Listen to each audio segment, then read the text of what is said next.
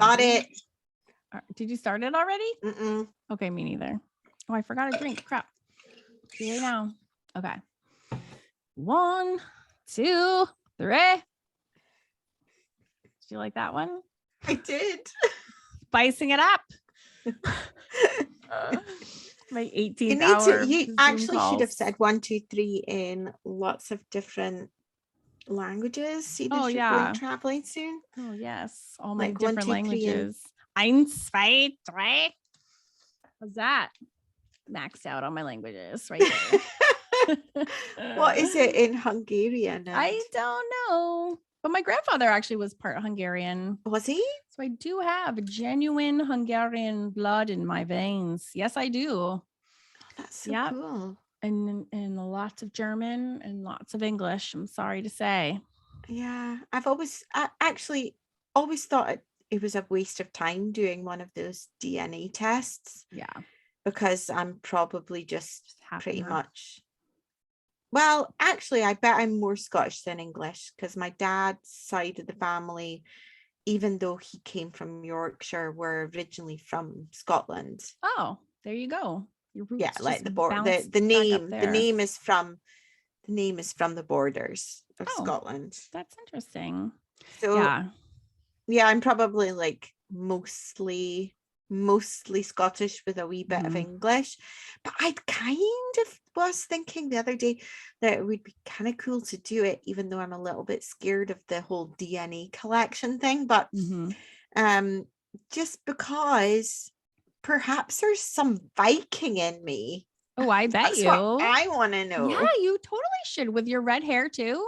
Yeah. That like originally stems from Viking. Maybe there's some Highlanders up there. Where was your mom? Do you know where in Scotland, like your mother's side comes from and your father's side? Because that might tell you that too.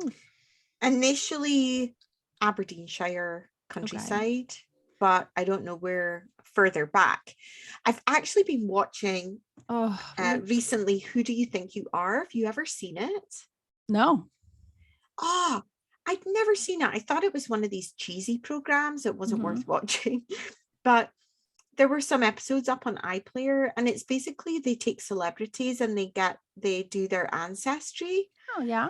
And obviously they have somebody in the background that researches it all, but it is super interesting because obviously a lot of them have just something that's not super exciting but is still interesting.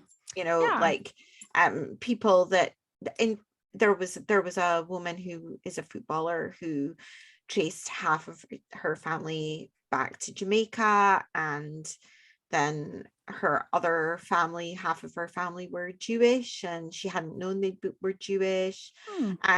But they had Judi Dench.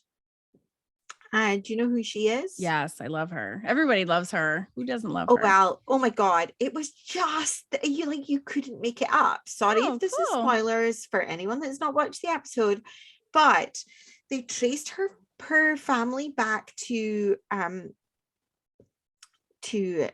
Sweden, was it? Denmark, sorry. Denmark. And they went really far back. They went back to like the 1400s. Yeah, cool. And it turned out that one of her ancestors was the lady in waiting to the Queen. No way. At Elsinore Castle, which was the castle that Shakespeare based Hamlet on. And Dame Judi Dench has like done loads of Shakespeare in the past and is like a big Shakespeare thing, and is like really, and she was like, I can't believe I've actually got this connection in my family. But not only that, they had, because it was a castle and they had proper documents, they actually could prove that people from Shakespeare's circle had visited the castle at the time that Judi Dench's ancestor had been living in the castle. Wow. Like, it nearly made me cry. Fascinating. Yeah, that is. It was just incredible. I was like, oh my God. Like, I know that most of us wouldn't have something like that. And actually, she didn't even expect that she'd have something like that. It was Sure. a complete coincidence. It just Right. happens because her family were from Ireland and they just went further back and further back. And then it just so happened that one of her ancestors from Ireland had married someone from Denmark. And so they were like, let's go down that route and Yeah. see what that Chasing one everybody is. down. Sure. And they Super went back and they neat. went back and they went back, and it took them kind of to Shakespeare, which is just Cool. super cool. Yeah, that is really Yeah, cool. I know. She said something in the program like, I am going to bore everybody with this fact forevermore. No, I mean, Yeah. ancestry is super interesting. This is kind of funny. So Max, my youngest, his middle name is Adams, and it's a super family name from Sean's side. Like Uh-huh. Sean's dad is Alan Adams Campbell, and it's like a stuck family name. It's for everywhere. And there's like a rumor that like, ooh, it's from John Adams, the president, but it was like such a rumor. And Sean we've talked about before, doesn't give two shits about his family ancestry. Uh-huh. But my dad is obsessed with ancestry, and he's published his autobiography and all of our ancestry. And so for my kids all of his grandchildren's graduation present, he does their full ancestral, he does like deep dives, and he does like all the true historical stuff, like in chasing records and all this stuff. And so my son is the first one of my children that he's doing this on. And so he is dug so deep into the Campbells. I was going to say, so this will be the first time that he's looked at the Campbell side. Yes. And Sean doesn't know anything because his family is a little bit broken. And so he also doesn't care. So there's a multitude of reasons. But my dad was like, no, they're directly related to John Adams, the president of the United States. Like without a doubt, it's not a rumor. Like that is that. And that is where it comes from. But it's nice to have it be confirmed because like we named our son his name. So it's kind of cool that we know for a fact that that's what it am I talking to I feel like I'm talking to royalty. I know. And I was like, okay, that's the coolest thing. But it's because my dad, it's not my dad's family, so I'm so excited that he's doing this. And they also the Smith and Wesson, the gun company, Smith and Wesson, like Wessons are also like direct family members. So they're like the super wealthy and like upper crust, but in the South and in the North. And our families came over at the same time. They both came over in like the 1640s, which is so cool too, that we were already all here, like together. Yeah. Interesting. And his family settled in the North, in like Massachusetts, and ours settled came in Virginia, which is weird because we've since flip-flopped. So my entire family is now in Massachusetts, and his family is in the South. Isn't that so weird? Directly flip-flopped. I was like, that's so strange. What is the relation to John Adams then? I know, it's like their direct ancestor.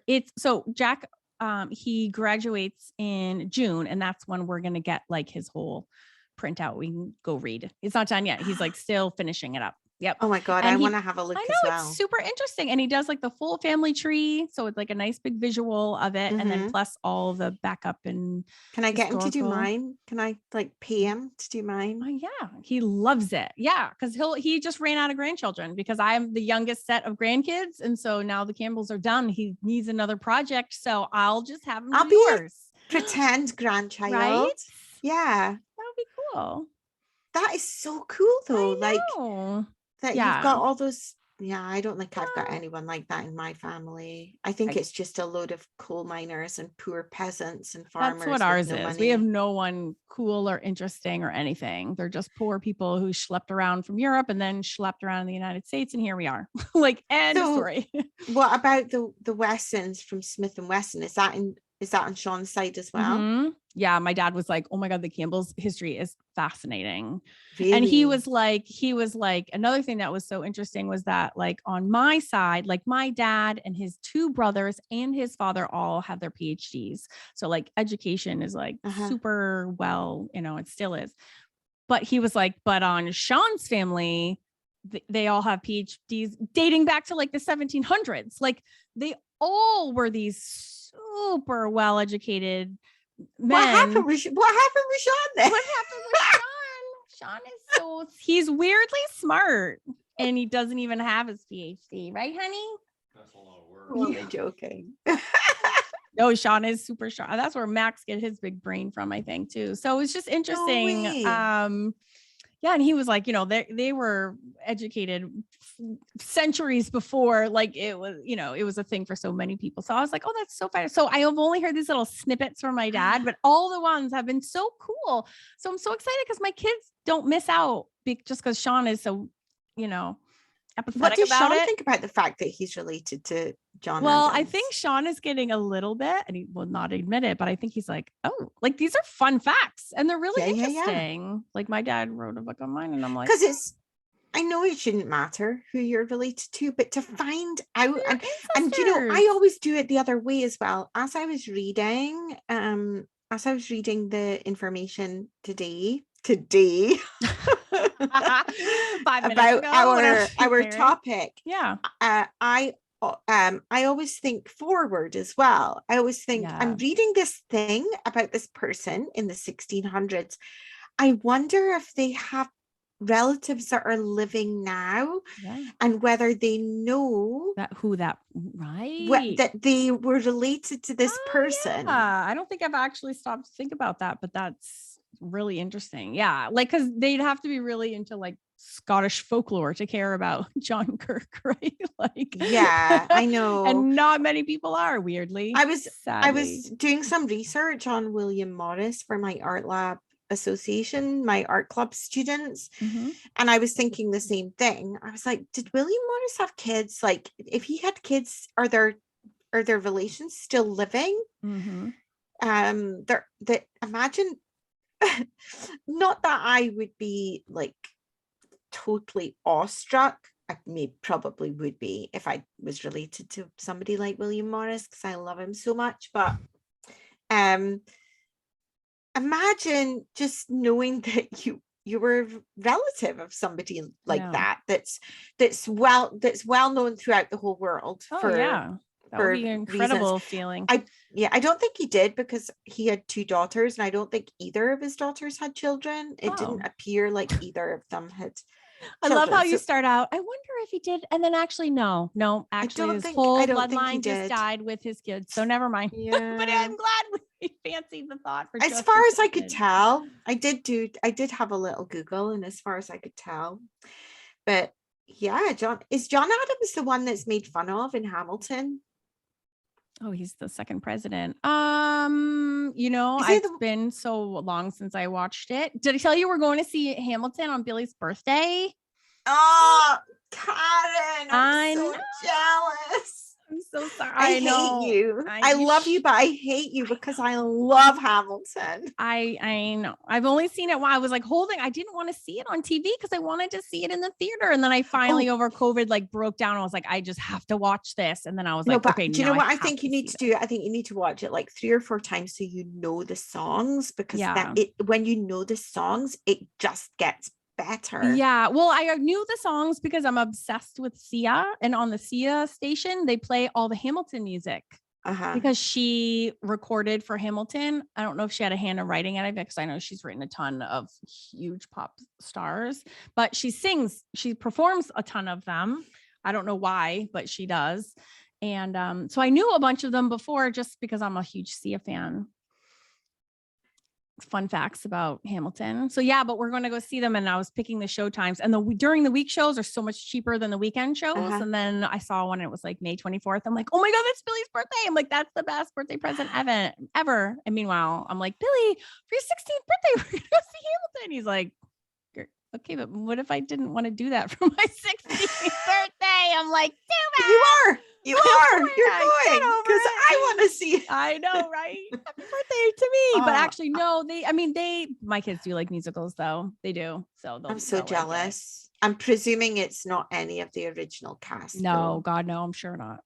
Oh my God. But DPAC is like my local theater in the city of Durham. And it's a gorgeous theater. It's brand new. It's maybe 15 years old or something. So it's Uh-huh. relatively brand new, but it's pretty small. So you have these Yeah. huge Broadway shows come in and there's like no bad seats in the house. You Uh-huh. know, like it's one of those theaters where like every seat is a really good seat. So I love the I'm King. I think he's thrilled. hilarious. Oh my He cracks me up gosh. every time. So good. Of course. I think everybody loves the King the best. I think he's like universally, you know, so good. Who are we talking about today? Lucy Bryden, who is evading the question. Did you think I was evading? Yes, I do. Am I procrastinating Yes, talking because I haven't done enough research? 100%. We can fill a dead space like nobody's business. We can fill a dead space for sure. Yeah. We are talking about Robert Kirk, and his other name is the Fairy Minister. Now, we did touch on him in the episode. Oh, they did. Whatever. A Can't previous remember what episode. No idea. Yes. I can't remember what episode it was, but actually I remember talking about him because there was a novel that I was reading. I think it was called The Ninth Child. It's a current novel rather than an old one. And she actually uses some folklore and characters from the past. And Robert Kirk is in the story as a character. Oh, wait, you have to tell me the name of that book. I think it's called The Ninth Child. Do you want me to get it? Hang on. Well, because I have such a long plane ride and I'm like stocking up books on my Kindle. Oh, it's so good. It's so good. Okay. And the other great thing is it's kind of easy reading in a way. Perfect. Because I'm going to be super tired. Yeah. Yes. And for our listeners, I'll fill in the dead space. I have a 2-week trip coming up. I leave in 3 days, and I'm touring 6 countries in 12 days. So I have a lot of The Ninth Child. It's by Sally Magnuson. Okay, perfect. And it's so good. And this one is set in Victorian times. Mm-hmm. And it's fiction. But Robert Kirk is actually a character, and he's so creepy in it. Oh. Do you think he's creepy in real life? Possibly. Like, do you think she did her research and based it off? Oh, so he could have totally been creepy. She did her research, and the character in the book is the person that I'm going to tell you today. Okay. I am texting Sean right now to download that book for me on my Kindle so that I can. So what was the name? One. Sally who? Magnuson. That's a very Viking name. Mm-hmm. The Ninth Child. I really enjoyed it. She's got another one called The Seal Woman's Gift, which I think is also based on folklore, and I think I might have to order that one as well. Because, I'm gonna add that one too. So I'm so excited. Robert Kirk was a minister who lived in Scotland, of course, because this is a Scottish podcast.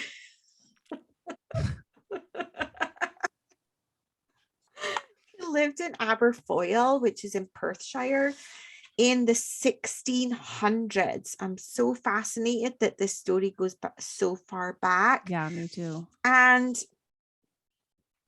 I'm going to quote the Lore of Scotland book, which is by Westwood and Kings Hill, but I will interject with extra pieces of information as well.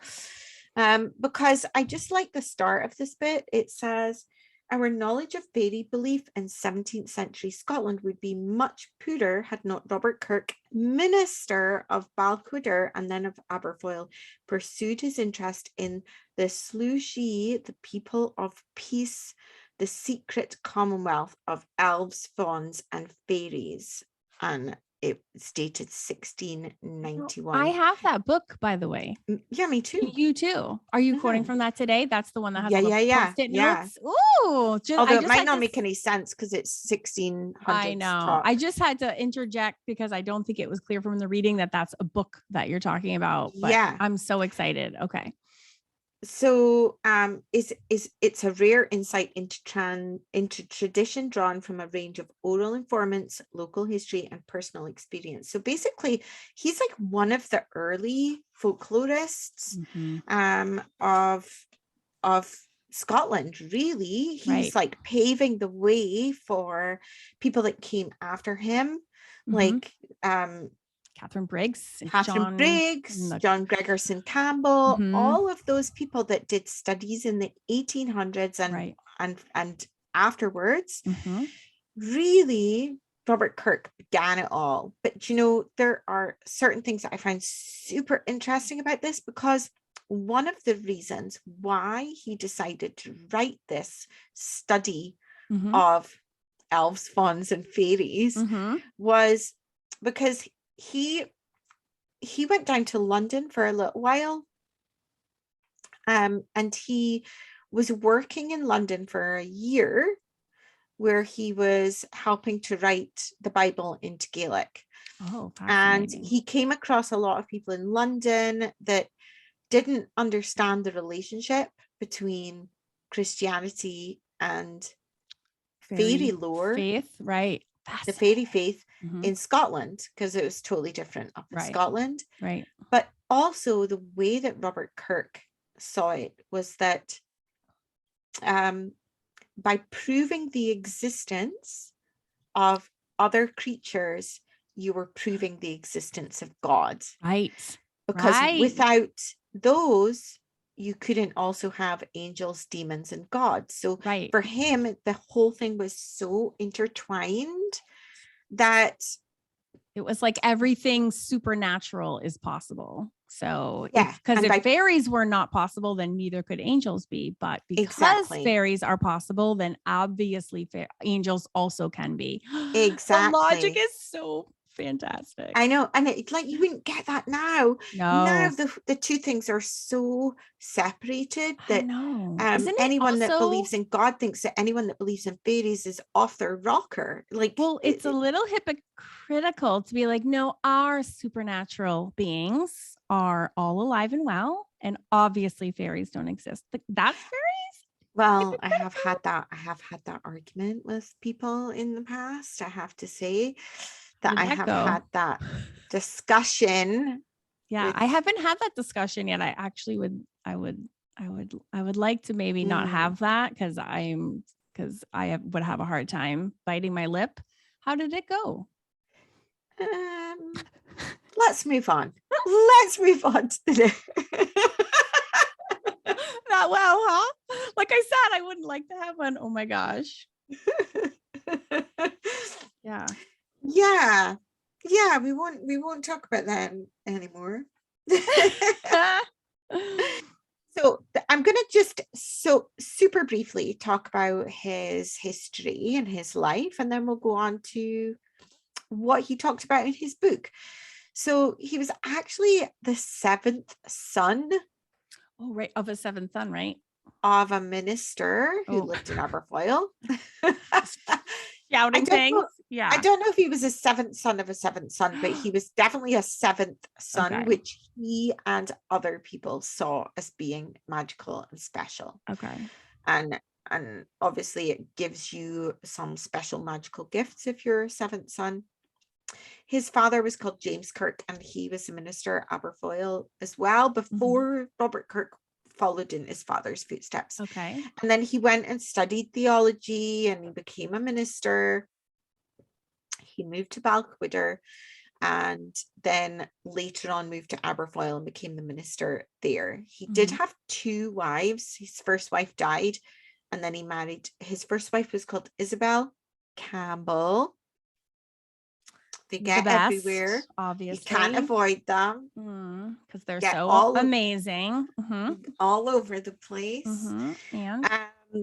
And then his second wife, she died, and then he had another wife called Margaret, and he had two children, one called Colin and one called Robert, one with Isabel and one with Margaret. And I am interested to know whether there are descendants of Robert Kirk, and if they care.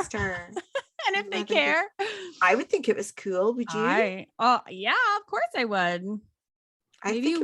Maybe I should have my dad track down his ancestors, and we will go and let them know and make them care about it.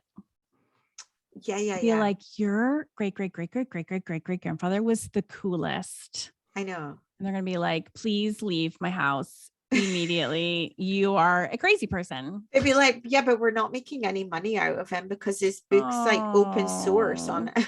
I know, it really is actually. But anyways, we think he's cool, and that's all that matters. And now you guys know about him too as well. I know. So he, after he came back from London in the late 1680s, and he was like really disillusioned with this idea that fairies couldn't be real because there was what they seemed to feel a growing sense of atheism in Scotland. But I can't imagine that the atheism in the 1600s was as rife as they thought it was at the time. No. It's probably like, there's 2 people in the village that don't come to church on Sunday. Right, out of 20. Oh, the atheism is rife. Yeah. Yes. 2 people out of 500 don't come to church on Sunday. Like, that's just not good enough. Like, we haven't got the whole of the village in church on Sunday. Right. So I think we need to do something about that. So in order to do something about that, I'm going to write a book proving that fairies are real. Therefore, fairies are real. Therefore, angels and demons and God is real. Right. But he died before it got published. And I don't know whether he actually finished it or not. But he started writing it in 1691, and then he died in 1692. Oh, darn it. Robert. Do you want to know how he died? Yes. Next to his kirk, there was a fairy hill called Doon Hill. And he walked this fairy hill. He visited it quite often. And one day he was walking on the hill, on the fairy hill, and he just keeled over and died. Oh no. I am going to quote someone called Stuart Sanderson. Okay.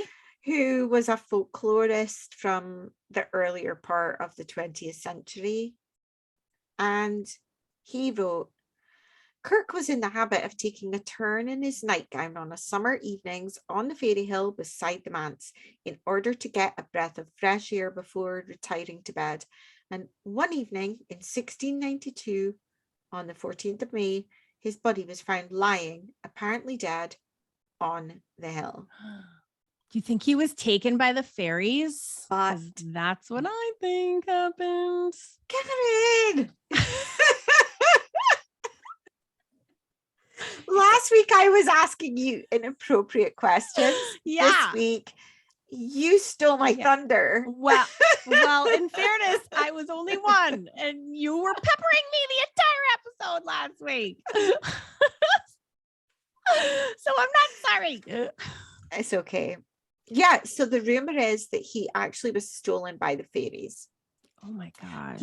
There is a gravestone in the kirkyard in Aberfoyle, but the rumor is that his coffin is empty. It is just filled with stones. That he was stolen by the fairies because the fairies were annoyed that he revealed all their secrets. Oh, I could see that. I do see that. And also that he had visited the fairy hill like too often, and it was a place that you should stay away from. Oh yeah, they're like, so get those out were of the here. rumors. Oh my gosh. Yeah, and then it was confounded even more by a legend that sprung up that after he died, his ghost appeared to one of his relatives, someone called Graham of Duchray, and his ghost appeared and he told this cousin, it was a cousin of his, he told this cousin that he actually wasn't dead, that he was held captive in fairyland and he needed to be freed, and this is what his cousin had to do in order to be free, to free him. I can't wait. So his second wife was pregnant when he died, and the baby hadn't yet been born.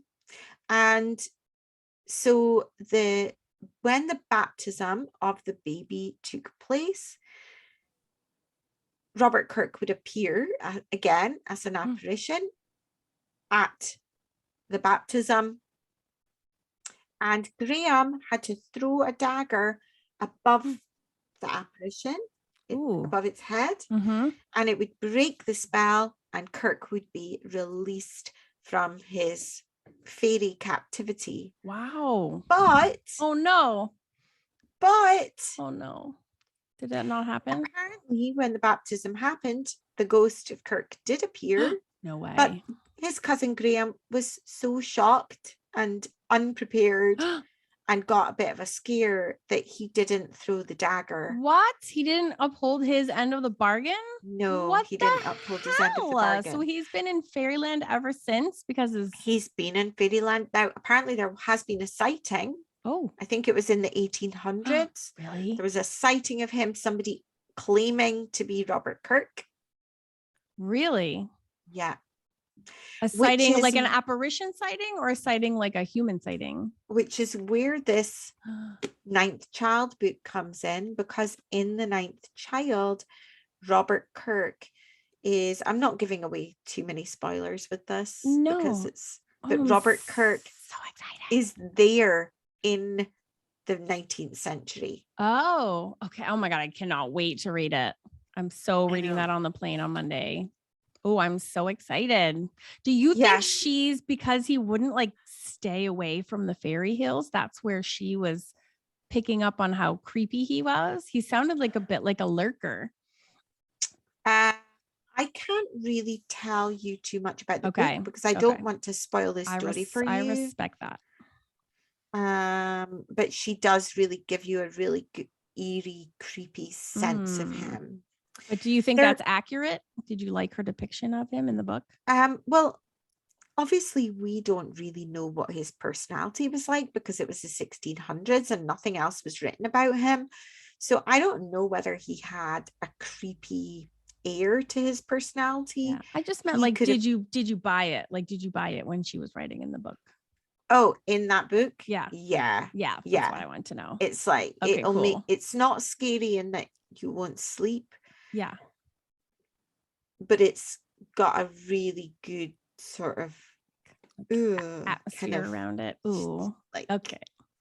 Yeah. Ooh. All right. Ooh. I know I'm making a face which doesn't come across on podcast. It's all right. Yeah.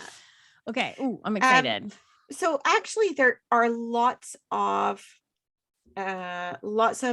things set up in the trees on that Dune Hill, that fairy hill. That I've seen a couple of YouTube videos. People have shot off the hill. People leave rags tied around the trees, and there's things hanging in the trees. It's still considered like a bit of a shrine to Robert Kirk. Really? Yeah. So if that is still the case, then I bet his ancestors might know then. Because if people are kind of carrying on with the tradition of and knowing who he is now, like in modern culture, then that's way different than just having it be written somewhere in a book. And then, now there's like a parking lot right there. Do you know what I mean? So fascinating.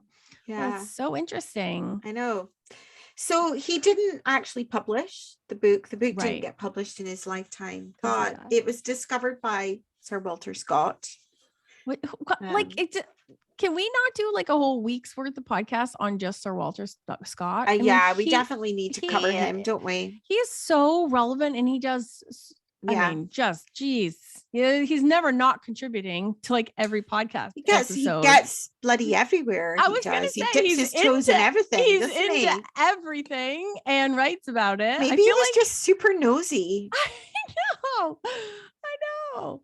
He was like his own newspaper where he just. Here in Scotland, we would possibly say he was like a bit of a fishwifey. Oh, wow, it's so cute. I have not heard that. Like someone that gossips, right? And gets into everybody's business, and then publishes all about everything as well. Yeah, I see that. That's so funny. Yeah. So, what were you going to say? So he actually took the the manuscript, and he published it in 1815, I think it was. Right. And then it has had several different publications since, with like forewords and and you can buy it on explanations. Amazon. You can buy it on Amazon. It's on our onescottonenot.com website. You can take a look at it there as well on the book picks and I page. think there are different variations. There's different covers mm-hmm. because there are different versions that have different forewords by different people. Right. But it's also copyright free because it's published before, 75 years after the death of the author was like 3 centuries ago. So it's super in the public domain also. Yeah. But it is, which is obviously why Sir Walter Scott was able to publish it, because it was right. copyright free by 1815. Let's face it. That's what I mean. It's been centuries copyright. He died in 1692, right, so it was copyright free by the mid 1700s. Which I don't even think they had those same copyright laws in 1700s. Probably not. But if they did, it would qualify. If they did, it would qualify. So, yeah, it is super interesting. It's a really thin book. There's not a lot. In fact, in my version, I excuse all the sticky notes that I have the same version. In my version, half of the very slim book, there's only 60 something pages, is the foreword, right, by whoever's written the foreword. I'm not sure who's written it in my book. The rest of it is Robert Kirk's. Right. Are you going to read from it? I am going to read some of it. Awesome. It is super weird language because it's 17th century Scots, but it is super interesting. So I will read some of it, but I am going to just outline some of the main points first. Perfect. You're doing an amazing job, Lucy, by the way. Am I? I know you said you didn't feel like you're coming to the table a lot, but this is awesome. It is. Yeah, speed research. With speed research, because I've been dog distracted. Yes. Dog distracted. Best reason ever. I know. Let's see. Hang on a minute. I'm just going to cut some of this out. But in the lore and in the Scottish lore, the lore of Scotland, the lore of Scotland. Yes. You jinxed me, Karen. You were saying I was doing really well, and now I'm going to do really shit. Sorry. I will not compliment you ever again. Okay. No, stop it. No. That's not fair. You've got to compliment me loads. Okay, you're doing such a good job. All right, so you got this. Basically, Robert Kirk believed that fairies were just another species on Earth, which is kind of what we've been saying all along. That they were just a species on Earth that had actually lived like overground, but then as humans had increased in number and had kind of taken over the space, they'd retreated to like underground caves, hidden spaces, that the fairy hills and so on and so forth. But they were almost cohabiting the planet with us. And that so it says here in the lore of Scotland, Kirk believed the fairies to be a species awaiting scientific analysis like the many animals, birds, and insects then being discovered. And then Kirk says, I quote Kirk, "Every age hath some secret left for its discovery." And I love the way, by the way, that he spells discovery. It's like with an IE on the end. Oh. Don't you love some of the old-fashioned ways of spelling? Yeah. It's like a feminine spelling of. I know. I just like the way you say discovery. It's magical. Will I say it again? Keep reading. Just keep reading. Just read all day long, please. Every age hath some secret left for its discovery. Discovery. It's like Who knows, but this intercourse betwixt the two kinds of rational inhabitants of the same earth may not be only believed shortly, but as freely entertained and as well known as now the art of navigation, printing, gunning, riding on saddles with stirrups, and the discoveries of the microscopes, which were sometimes a great a wonder and is hard to be believed. Okay, that's the best quote ever. I know. That's amazing. Because in the 1600s, they were like, Yes. we've got stirrups for our saddles. And fairies, and we're all here together, and they're Stirrups all for our saddles very real. and microscopes. And fairies, and they're all the same, and they're all here together, and they're all wondrous. That's amazing. I feel like we've kind of gone a bit downhill. Yeah. Like, not, I mean, I know that we've got so much shit now and like mega fancy technology and phones, but it's like in the 1600s they were so excited about discovering stirrups for their saddles and microscopes, and now we've got like, you know, here's the new filter for your phone that can make your eyes look bigger and your mouth wide. It's like really. I'm pretty excited about some of those things. Oh, not the phone filter, but there are some pretty cool apps out there. I think now there's like wondrous things happening every second. We're all desensitized to everything is what's happening, which is actually so sad. Yeah, it's like maybe we've become more we're like blah blah, we're going into space, blah blah. Yeah, that app is amazing, it's changing people's lives, blah blah. Like we're like blasé about it. Yeah, there's every day there's amazing things, which is actually maybe sad. I just showed my blaséness about it there by saying, oh yeah, an app to make your whatever, everything's amazing. It's actually mind-bending to think about the differences between the centuries, even the differences in the decades, like from the 1900 to 2000. It's bananas. And how also could not even from the 1900, but I know from like 1980s. I know the difference between the 1980s and today, where we had like a cassette tape that went into a Walkman. Yes, with a ribbon in it to produce the sound, and now I know, like Wi-Fi, my brain is exploding. And also, how are we ever going to keep up this pace of innovation? Like, what are we going to be like, just teleporting? Like, I close my eyes and I'm in your bedroom. Like, hey, like I just like, where do you even go from here? We've done so many crazy things. We can't imagine just in the way that in the 70s and 80s you couldn't have imagined that you'd have what we're doing now. You couldn't have imagined it. No, you couldn't even imagine like the telephone, you know, like it's magic. It's literal magic. Have a telephone in the 70s? In the 1600s? Oh. I feel like they were not quite invented yet. I'm thinking from Robert Kirk's day and age. Can you imagine if he came forward in time? His mind would be blown. I feel like you should go hang out in that Kirk and see if his apparition appears, and then do the dagger trick and see if you can whip him back. Do you think? Yeah. We need to put somebody on that task. He's a little bit creepy though. Well, you could take 2 daggers. You could do the one over his head, bring him back. And if he's super creepy, you could take the second dagger and just kill him for real. Yeah, that would as a backup plan. Just saying. Okay, anywho. He might not be creepy in real life though. It might have just been Sally Magnuson's book. Yeah.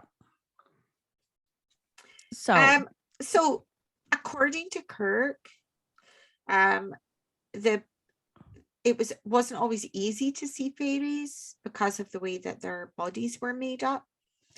So they weren't just because I feel like because he also said already that was his whole basis with that they were supernatural. So they weren't just another race of people wandering around who lived in hills. There was a supernatural bent to all of that.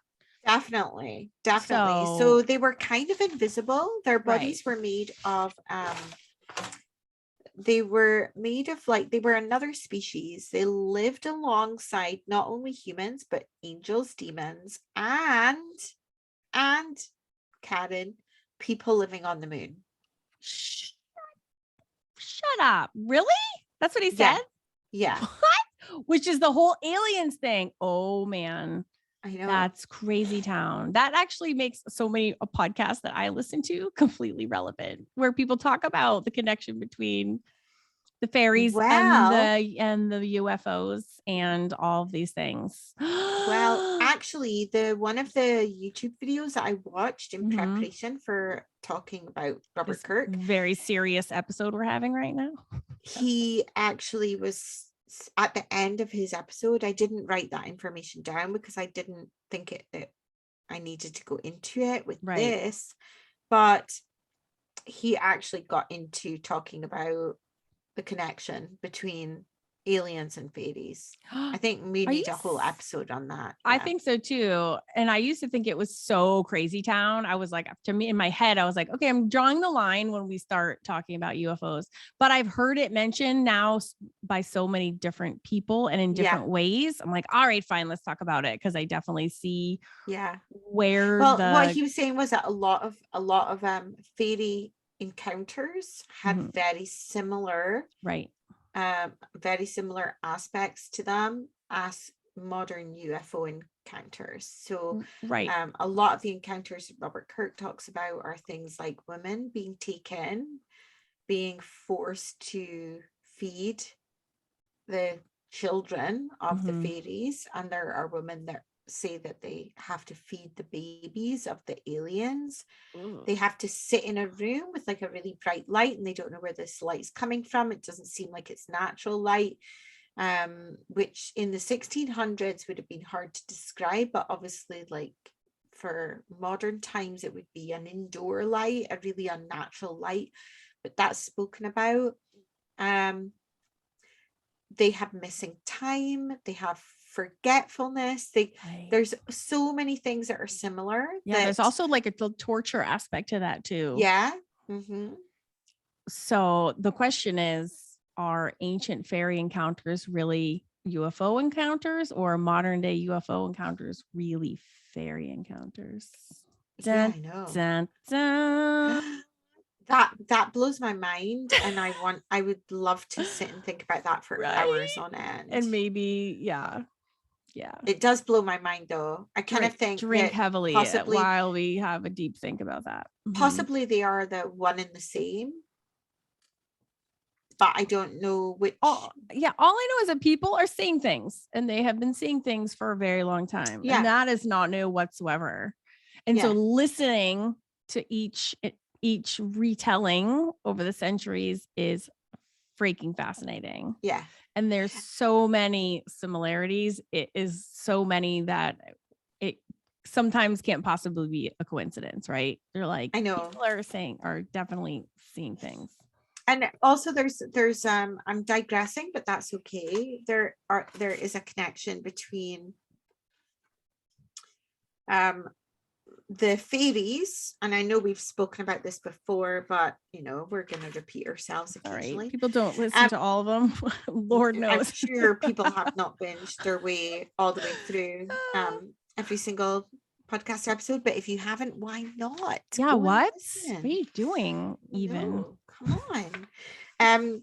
But there is a connection between fairies and poltergeist activity as well. I know we've spoken about that. So what Robert Kirk says, that he speaks about that. I'm not going to read like large swathes of this, but he mentions quite a few times in this book about stones being thrown. So he says that they can also affirm these creatures that move invisibly in a house and cast huge great stones, which he spells great stones. Hug great stones, but he means huge. Cast huge great stones, but do not much hurt, because counterwrought by some more courteous and charitable spirits that are everywhere ready to defend man. So he speaks about stones being thrown in people's houses. That's very poltergeisty. Very poltergeisty. And then he also speaks about brownies, which we have an episode on. Yeah. Do we have an episode on brownies? We do. I did it. Did we? Uh-huh. I can't remember. What? You don't remember? It was amazing. I also don't remember what I said, but yes, we did. Do you know what's funny? I nearly researched to do an episode on brownies. That would have been hilarious. I'm guilty of the same though. I'm not even kidding you. Being like, oh my God, have we talked about that before? Like, I literally don't know. That would have been so funny if I'd researched brownies. I did that when I was researching and I'd Liam's rocked Castle. up all like researched, and you'd gone, no, we talked about that already. No, when I did Liam's Castle, I was like, oh my God, has Lucy talked about this? I feel like she did. Yeah, I totally did. I had a moment where I was like, oh my God. But anyways, okay, so he was talking about brownies. He says brownies, who in some families are drudges, clean the house and dishes after all go to bed, taking with him his portion of food and removing before daybreak. So he speaks quite a few times about stuff going around the house, and I think that that's super similar to poltergeist activity. Well, so I think they're all connected, really. Yeah, and brownies have a very specific physical properties. I know from my podcast research, but they're usually hairy and naked and short, and the clothes are a big offense. But a lot of them become bogeys where they become invisible, and then they're nasty, and that's when their behavior turns like super poltergeisty. That's when they're chucking things and they're destructive and they're nuisances. And I do remember that. Yeah. And so they like shift. So when they're in their like fairy form, they're like friendly and helpful. And then some of them like morph into something really dark and invisible and super scary and terrifying. So there is kind of like they're all related. God, that's just terrifying. And also, what the fuck was happening in these houses? like so many people have these recountants of don't even know that that's a word, but like they can all tell you what things look like. Like, I just want to know what they were actually seeing. Like, what were they seeing? Don't you think that people get that now? There are people that get that now. Yeah, I'm in some Facebook paranormal groups, and people speak about weird shit. Oh my God, the Sasquatch Chronicles. Yeah. Have you listened to those? I mean, though, that's bananas. The things that people see. I know. And I'm like, what? Yeah. So I don't think it's anything old or new. I know. I just want to know what it really all is. Like, I would kill for someone to like make a drawing of it or something. Like, are there any ancient drawings of like brownies? I know, like, I'm sure Brian Froud has researched all this stuff, and that's like the basis. And even his drawings are so quote unquote accurate, you know, like what's her face? Joe Hickey Hall uses his actual illustrations to be like, does it look like this? And she'll reference an actual Brian Froud illustration. People are like, yes, that's exactly what I saw. Like, I think Brian Froud is a fairy. I think he must be. Well, he lives in Devon, which is like known for its like fairy population. But he's just got it all so right. There are so many people who have said the thing that I saw looked exactly like that Brian Froud. That's image. What I mean. How does he know? What is his real fairy research and background? He's magical. I know he really is. Maybe he'll come on our podcast. I'm going to reach out to him. Are you? Be like, I'm an artist and I love fairies. We need to chat. He doesn't talk to anybody these days. I'm sure he talks. Can you imagine? I'm going to email him. I'm going to email out of excitement. I'm going to do myself from excitement. I would also pee myself, but I'm going to, why not? I've reached out to so many people and I'm shocked by how many people will talk to me. Go for it. They're just regular people. Oh my God. It would be so imagine? Amazing. Why not? Worst he does is ignore me. Okay, worst he could say do it, fuck Karen, off, but like do it. Try. All right, I'm gonna do it. Okay, I've lost my place, but that's fine. I'm sorry, but this conversation is amazing. People living on the moon. Oh yes. So, according to Kirk, fairies were kind of like in the middle. So obviously angels were like this super amazing, like never did anything wrong being. Of course not. And the humans were meh. Some good, some bad. And fairies were kind of in the middle in the middle too. Yeah. Although I think they're a little bit more evil than that, but never mind. Well, a lot of So, people think that they were too good. They were too good for hell and they were not good enough for heaven. So that's why they're like stuck in between, like us, until we die. Stuck in between. So, but they could become invisible. They were like made of this weird stuff. I'm going to quote Gilbert Kirk again. I love this so much. They are said to be of middle nature betwixt man and angel. I love that word. I know. Betwixt. Bring it back, girl. Bring it back. He's disappeared. I hope he's not up to no good. As were demons thought to be of old, of intelligent, fluidious spirits and light changeable bodies, like those called astral, somewhat of the nature of a condensed cloud and best seen in twilight. These bodies be so pliable, thorough the subtlety of the spirits that agitate them, I'm not quite sure what that means, that they can make them appear or disappear at pleasure. Some have bodies or vehicles so spongious, thin and delicate that they are said by only sucking into some fine that pierce like pure air and oil. Others seed more gross on the poison or substance of corns and liquors. I'm losing him here. Blah, blah, blah. Oh, keep going. The reason why I'm saying blah, blah, blah is that sometimes the language goes off on a tangent and I actually haven't got a clue what the hell he's saying. So at this point, I start to lose him. But then he goes on to say there are sometimes heard to bake bread, strike hammers, and do such like services within the little hillocks that they most haunt, some whereof of old, before the gospel dispelled paganism, and in some barbarous places as yet. So what he's saying there is that they lived in like ancient places before, when it was still a pagan land. And then some of them enter the houses after all are at rest. So some of them come into your house when you're asleep and set the kitchens in order. That's the brownies, cleansing all the vessels. They go under the name of brownies.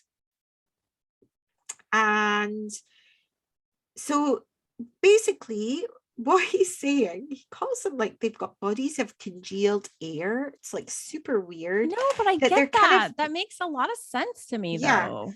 That they're like made of this substance that it could be invisible to humans. And they live underground now. So they live in fairy mounds, they live in caves. And these fairy mounds don't have doors as such. They slip through these crevices to escape, so their entrances are invisible to humans, so we can't go and find them.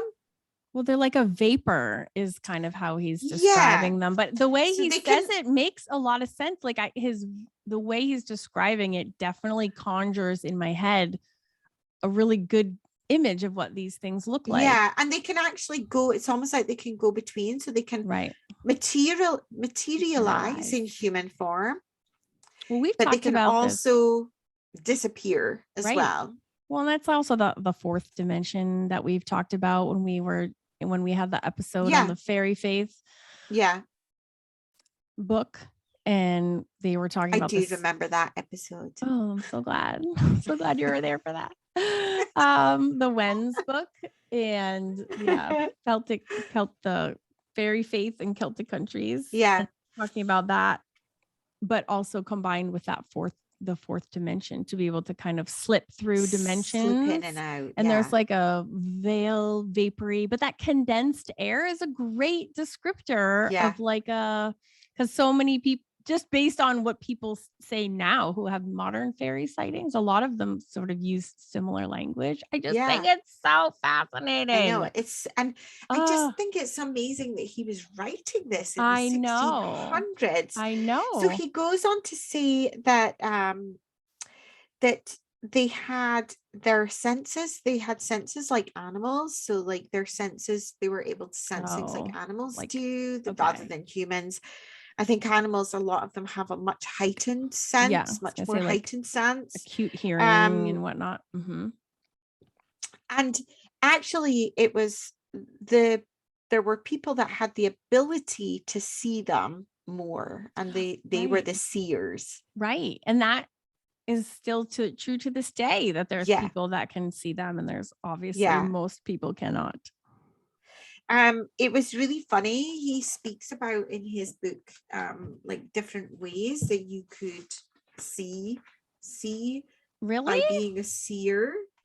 So I'm just gonna read out a few of those. So obviously seers are like a twofold, because seers are people that can see the future and can prophesize things, but seers, in his case, seers were also people that had the ability to see the fairy, the physical form.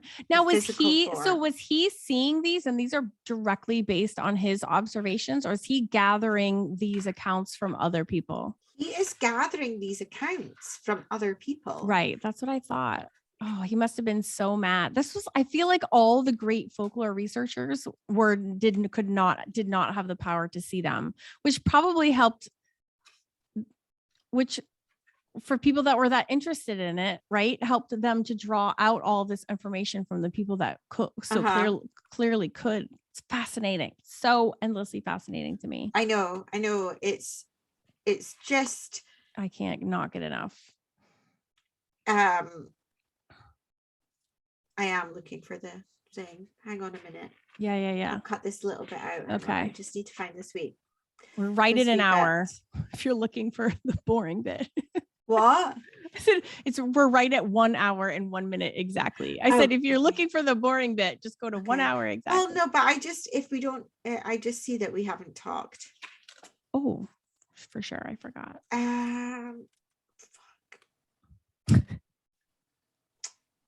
I bet I can't find it. I found this really good bit earlier. Take your time. It was about I literally did speed read this today.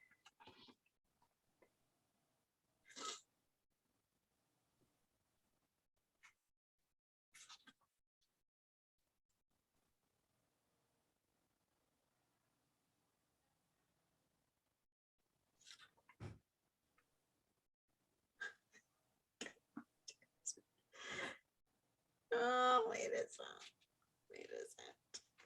Oh no, you're gonna have to cut this bit out of our YouTube. Can you pause it? No, it's okay. Oh, the YouTube part. I forgot. I'm just reading my texts. No one watches our YouTube videos. Are you kidding? Are you kidding me? I don't worry about that one. I've lost it. I can't find it. I don't know where the hell it is. Basically, he was just speaking about how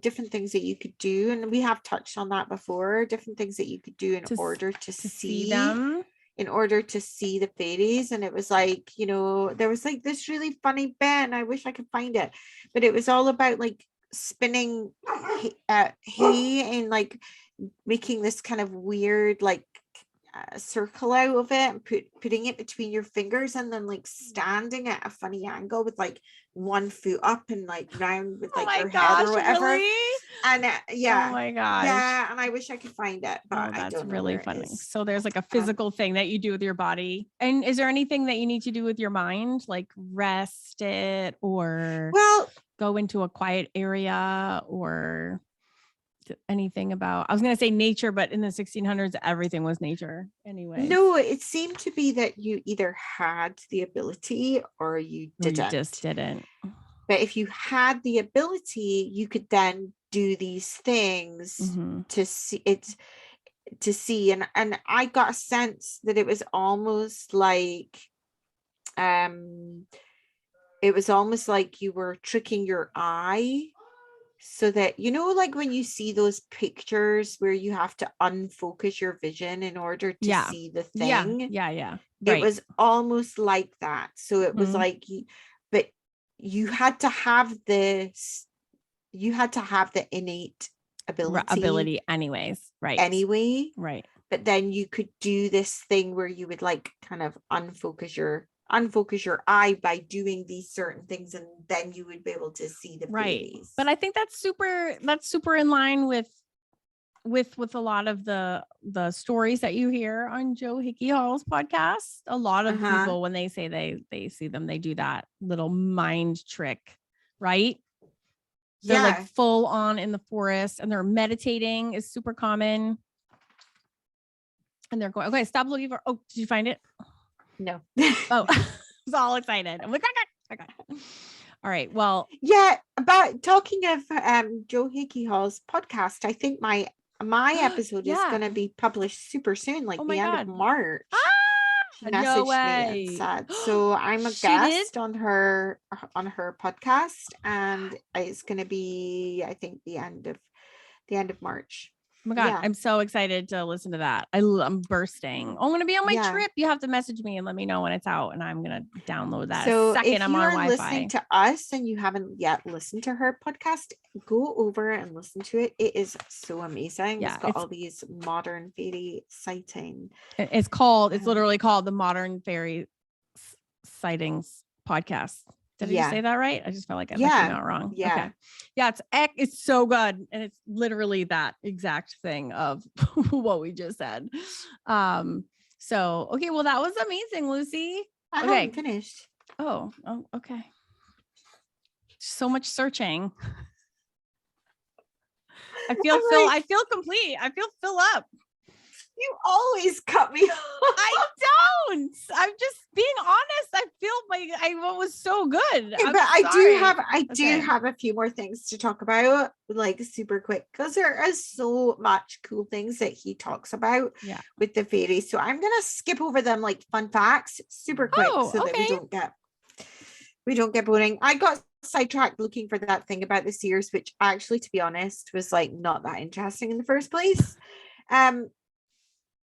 So these fairies, apparently he seemed to know a lot about them. Apparently they chatted it up with the villagers like all the time. That's what I imagine. He's obviously super interested in them, and so he was probably fascinated and was talking about them to everybody, and then got people to tell them their stories.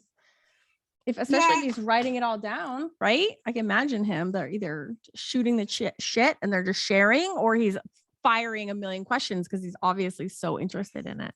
I know. I don't know how many people he spoke to, but then I think he did do a bit of traveling around. I don't know. Apparently there are some. So it's a wee bit sinister, but he also talks about doppelgangers. And so some fairies can appear in your form, so the form of you. That's a little terrifying.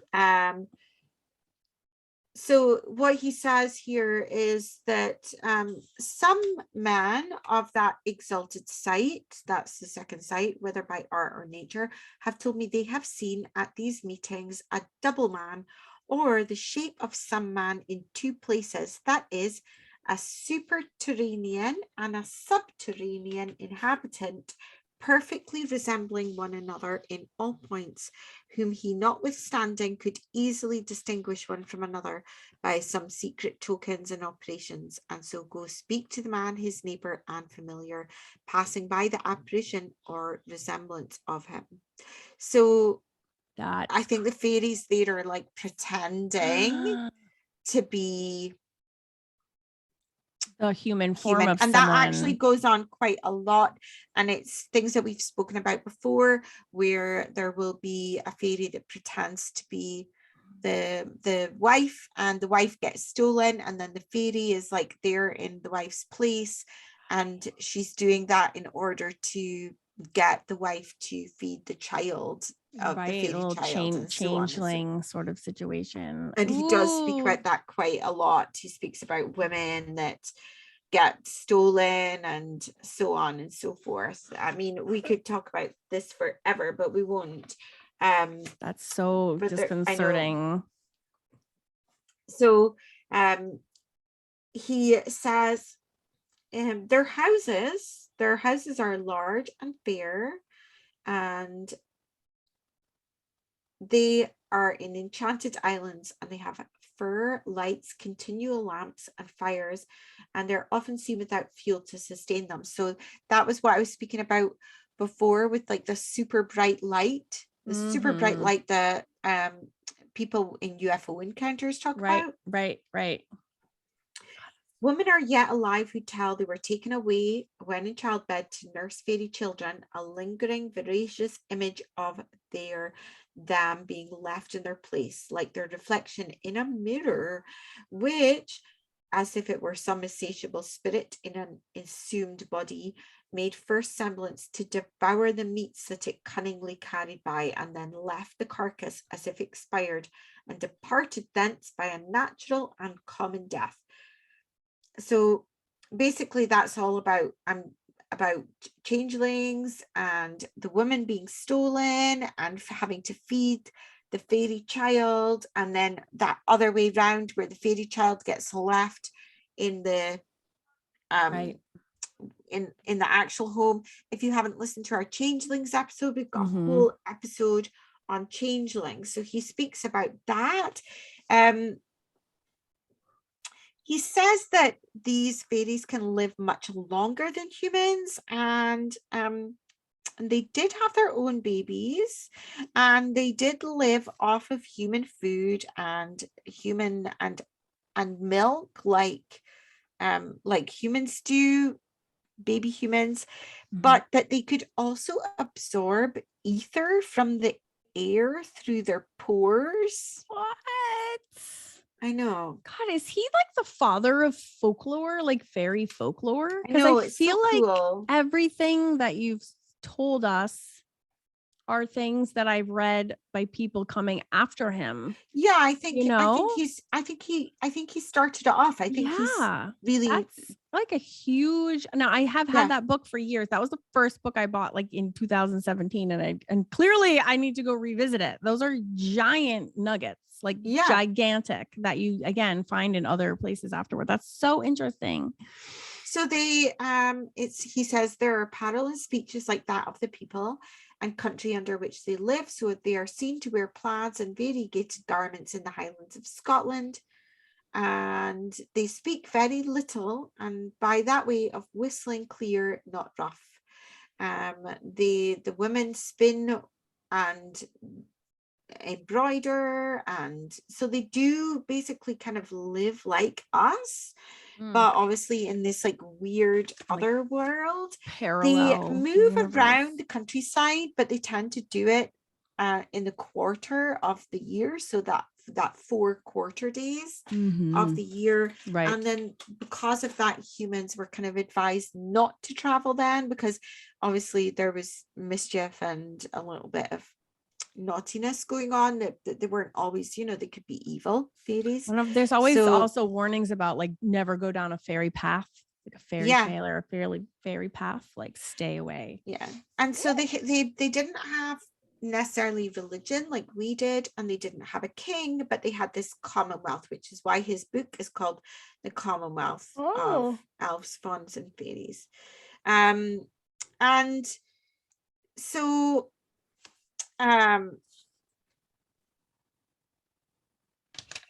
so you're warned not to really engage with them when they're moving around, because take your ass, they could be dangerous.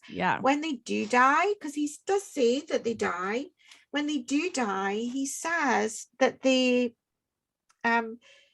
turn into orbs. No way. Yeah. No way. And they like float around, and they're gonna stay like that until like the final judgment. So that's like the orb connection. Yeah, isn't that cool? Yes, we talked about orbs a whole bunch, and that part of being like dead fairy spirits though has not ever come up. And he was like the OG fairy guy. No Because so way. many That's people think orbs is fascinating. ghosts, but Right. actually, according to Robert Kirk, orbs are fairy spirits. Right. And he believes in ghosts because he believes in angels and he Yeah. believes in everything. So he would have told us that they were ghosts because that was Yeah. on the table for him too. That is really, really interesting. I know and that was like really a cool. revelation to me. Yeah, it is. Really. Yeah. Oh, yeah. So I We've was talked like, about that oh a whole my bunch of times. God, they're I know. orbs. So he goes on to speak about a whole heap of other stuff, Oh which my obviously I gosh. can't go into all of it No, in this podcast episode, but he mentions, like you said, a lot that we have talked on before about fairy folklore. He speaks about their weapons, that they don't, obviously they can't deal with iron, they can't have anything to do with iron. He speaks about stone throwing and elf shot. He speaks about how they can heal themselves quicker than humans can. Fascinating. And Yeah, because he says they don't really die of like disease, they just all die at a certain age, and then that's when they become this orb. And then they float around, which I just think is super cool. I'm learning so much, like so much. Yeah. So and then he speaks a lot about the fairy mounds and the fairy hills and the various different places that they live. So here's a fun little story. In the next country to that of my former residence, about the year 1676, when there was some scarcity of grain, a marvelous lapse in vision strongly struck the imagination of two women in one night, living at a good distance from another, about a treasure hid in a hill called Shebruach, or Fairy Hill. The appearance of a treasure was first represented to the fancy, and then an audible voice named the place where it was to their awakening senses, whereupon both arose, and meeting accidentally at the place, discovered their design, and jointly digging, found a vessel as large as the Scottish pig, full of small pieces of good money and ancient coin, which having betwixt them they sold in dishfuls for dishfuls of meal to the country people.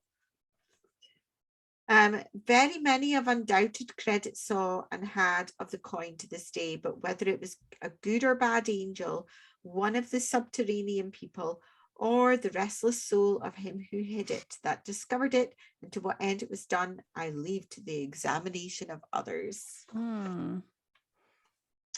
And he's got a whole section in here on various different things that this seers, he seems quite into the idea of seers.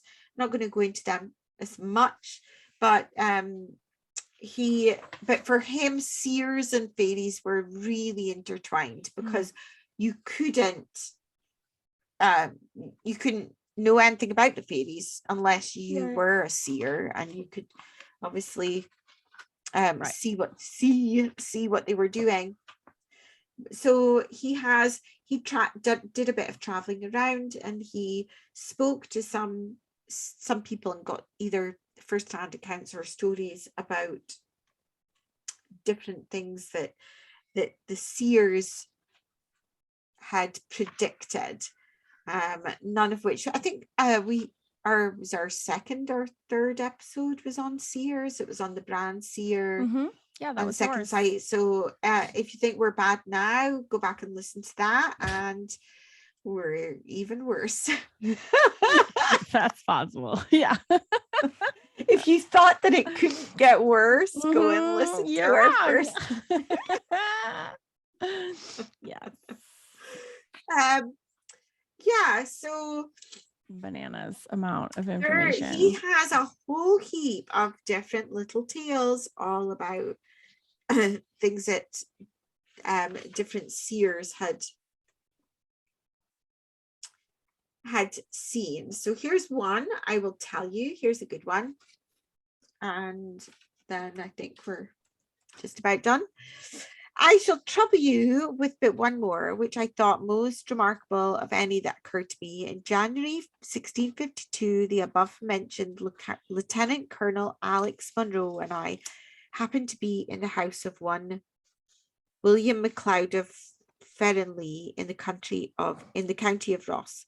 He, the landlord, and I were sitting in 3 chairs near the fire, and in the corner of the great chimney there were 2 islanders, who were that very night come to the house and were related to the landlord. While the one of them was talking with Monroe, I perceived the other to look oddly toward me. From this look, and his being an islander, I conjectured him a seer, and asked him at what he stared. He answered by desiring me to rise from that chair, for it was an unlucky one. I asked him why. He answered, because there was a dead man in the chair next to me.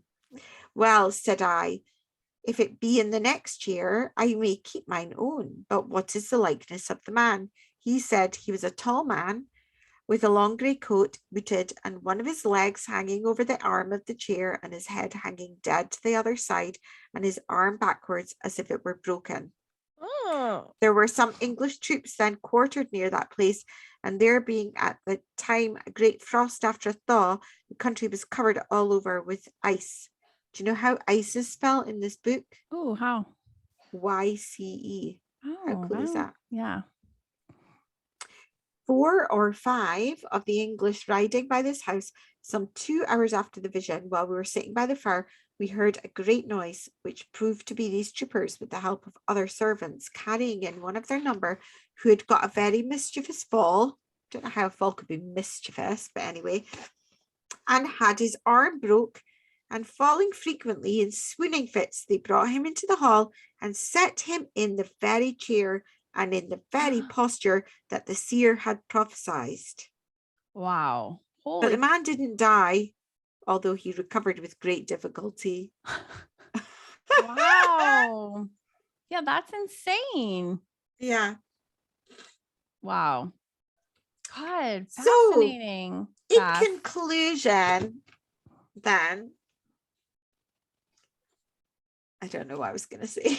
Oh my God. And that was fascinating. Lost it. Yeah. In conclusion, he really set the standard for fairy folklore in Scotland. If you haven't read his book yet, go and get it. It's super cheap, and yes, it's just a really thin book. It is written in 17th century English. It's a wee bit hard to read in places. It's super interesting because he really explains everything. Yeah, he does a deep fairy dive. Fascinating. Well, I love the folklore around him and his own death too. Like, it's so much more than just like the stories that he was collecting and retelling. It's like he spun his own mythical ending after his own life as well, which is another heaping layer of coolness. And the whole thing about the people on the moon and like the descriptions. Oh my God, Lucy, I know. I wonder whether, do you think the fact that there were those rumors that sprung up about him contributed to the interest in what he'd written, which then contributed towards the overall interest in folklore of fairy culture in Scotland? Or I mean, definitely didn't hurt, that's for sure. And I would also love to know more about like the theologians who he was influencing with this same research too, either for or against. I mean, there's so many layers to his, and whether any of his contemporaries mocked him or whether they were for it as well. Absolutely. And I'm surprised there weren't, because of the superstitions and the how prolific the fairy sightings and lore were. I'm surprised that there weren't more people like him. Or maybe he just like loved to write, like he was a writer, so he also just documented the shit out of all of these encounters. And he was like the Walter Scott of the 1600s, who was like into everything and talking to everyone and writing about it. But he seems to be this unicorn of men, though, right? I think the thing is that there probably was more of him. because more people it like him. seems like a lot of these stories are well ingrained within the culture, and not just where he came from in Aberfoyle, but much, I don't think he traveled the length and the breadth of Scotland. So there were obviously other people that also believed the same things as him. True. But they maybe just weren't writing it down at exactly the same time, or yeah. Well, that was fascinating. I need to go honestly take a look at that book and read more into it. Kick my highlighter to it and attack it. That was fascinating. And I didn't mean to cut you off earlier. I really just that's okay. I'll cut that bit out. So I just thought that you were genuinely done. You didn't say anything for a couple minutes. That's all. I wasn't trying to be mean. Yeah, my brain is working at a slow pace at the moment. It really is. It's awful. I'm sorry. It's like spring hasn't sprung in your brain yet. Oh, before we go though, the guy that the YouTube video that I was watching that was talking about the history of Robert Kirk mentioned another folklorist, which I haven't got in a book by him, and I'm gonna have to look this one up now. Who is it? Lewis Spence. Have you heard of him? Not that I recall. And his book is called British Fairy Origins. I think I'm gonna have to get my hands on that one. All right, I'm writing it down. Origins. All right. Yeah. Awesome. Well, thank you. Again, you say you have nothing to bring to the table, and then the table is actually 9 miles long. So I don't know what you're talking about. You always do an amazing job, and that was insanely interesting. So you know what you're gonna do next time? I don't even know what I'm doing tomorrow. So nope. You've got your trip, so we'll probably be like a little bit late because Karen's going away for a few weeks. So yes, not that anyone will care, but we're gonna be a little bit late for the next episode. Yes, it'll be at least, but I can do some research. I'm going to read that book on the plane. I'm so excited. So I will be doing my research, and I will try to dig into some, maybe I can also dig into some lore. So I'm going to Poland and Hungary and Czech Republic and Germany and Austria and Slovakia. And I am going to do a little side research on maybe there's some fairy lore in those countries that are in line with some of the things that we've been talking about. And that would be cool. So I'll make that my own little side research. I'd love to hear about fairy lore from those countries, and like the similarities and differences. I know Germany has a lot. Germany is where all the gnomes live. So that would be funny to have a gnomes episode, because I don't think there's gnomes in Scotland. No, we don't have gnomes. Yeah, so I want to know in my garden. But then also, why are they just in Germany? So weird. I thought you were going to say, why are they in your garden? I'm I know. Actually, I don't have any in my garden. I don't even have a garden. If I did, my new dog would be barking at them because he'd think that it was a cat. Yes. He was barking at a statue of a little statue of a hedgehog in someone's garden last night. Well, adorable. He wasn't barking because he doesn't really bark. He had his ears up and he was primed and ready to chase it. And I was like, it's not a rabbit. We should send me pictures of Miso. We can put our dog pictures up on the blog. Oh yeah. Miso's got a special Scottish fleecy coat as well. He's super Scottish. He's all brindly, and I saw his sexy we call Maggie's collar a sexy necklace. So it's much funnier to ask where her sexy necklace is than to ask where her collar is. So I highly recommend talking about that as well. So I was looking at Miso's sexy necklace and showing it to Sean. I was like, oh, she got this fancy collar. It's so beautiful. Well, actually, that's one that he came in. Oh, it's so nice. So I'll have to give that one back to his foster family and get a new sexy necklace. Well, I did get a new sexy necklace. I bought one. It's blue and purple, and it's all embroidered. It's because greyhounds need a special collar called a martingale, because they've got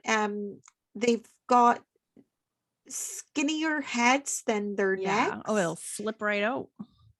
so it can slip out. So it's this collar that is built so that it can't slip out. And also they've got such delicate skin. They're so delicate. Their skin, is that why they get colds? That's why you have to put cute little jackets on them, because they get cold. And he has pajamas that he oh my God, you have to post that pajama photo. They're so cute.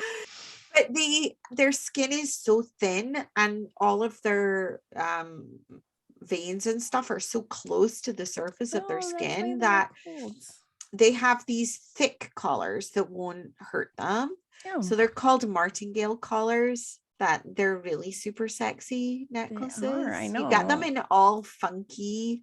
I really like in fact, the website that I bought it from had a William Morris print one that I only didn't buy because it said this one is for special occasions only, because the fabric is a little bit delicate, so it wouldn't last for very long on day-to-day wear. Jeez. But you know what, because I love William Morris so much, I'm gonna have to buy one anyway, I think. Yeah, I think so too. Yeah, just for photo shoots. Can you imagine? Just sexy necklace. Telling you. Oh, Mags Magerson is asleep behind me. He's in a coma the whole time. Where's your dog? Did he go? He's gone through. I think he went through to like sleep in the other room. He's like, I am so bored of your podcast. Shut up, Mom. Like, I'm out of here. Well, at least he's very well. Your talking's keeping me awake. Yeah. He's like, what is this shit that she's talking about? This is crazy town. I'm out. Peace out, Mom. Oh my God. Well, that was super interesting. I have to run. I have to go literally pack for 12 days. Yeah. Well, I'm going to miss you so much. I'm going to miss you too. But we have Facebook Messenger. So I'll be shooting you pictures and I'll be posting on my Instagram loads of pictures. Stories. I'll probably be posting too. So yeah, I will. Cool art that I see for sure. I'm so jealous. I'm gonna miss you. But you're gonna have your doggy, so you're gonna have loads of things to keep you so busy. I know. Awesome. And I can't wait to read that book. Thank you for recommending it. Like a road trip around Europe, though. That would be super close too. I will definitely let you know how it goes. All the refugees swarming and the whole situation. So but have an awesome week, and thank you so much for listening, guys. And we will be back with a fun episode super soon. Super soon. Super soon. How many times are you going to say that? Oh, I just meant to stop recording. I didn't